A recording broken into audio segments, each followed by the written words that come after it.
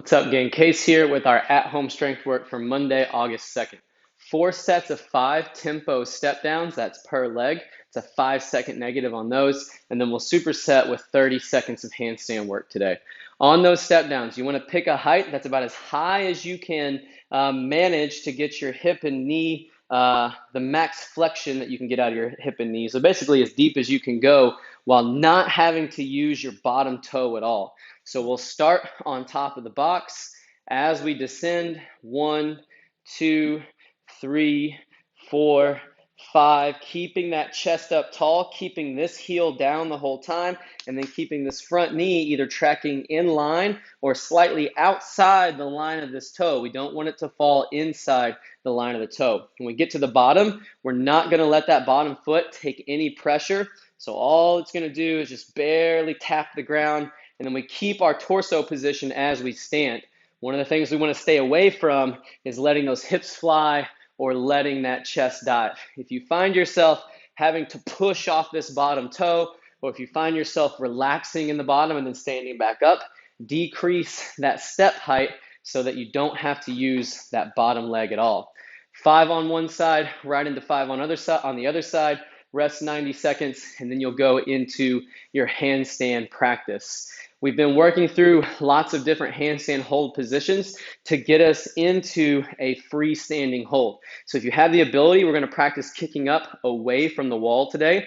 We still want to try to find that hollow position. What happens to most people when they get up there in that handstand is they let their feet come over their head. They get in this arch position and they might find balance for a second, but they're not supported through their middle, so they're not going to stay there long.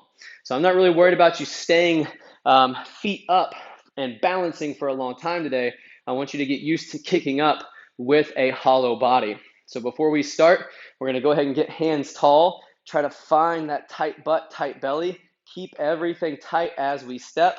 We're going to plant our hands about 4 to 5 feet out in front of our toes. And remember, when we plant, we want that middle finger to be right about the outside line of the shoulder, fingertips wide, fingers straight forward, and we're going to look between those thumbs. So stretch tall, belly tight, step, kick. You don't have to kick that far to start. Each time you go up, try to kick a little bit higher and try to hold that hollow position for just a moment longer. So even there, my feet started to come over my head and I started to arch out that back.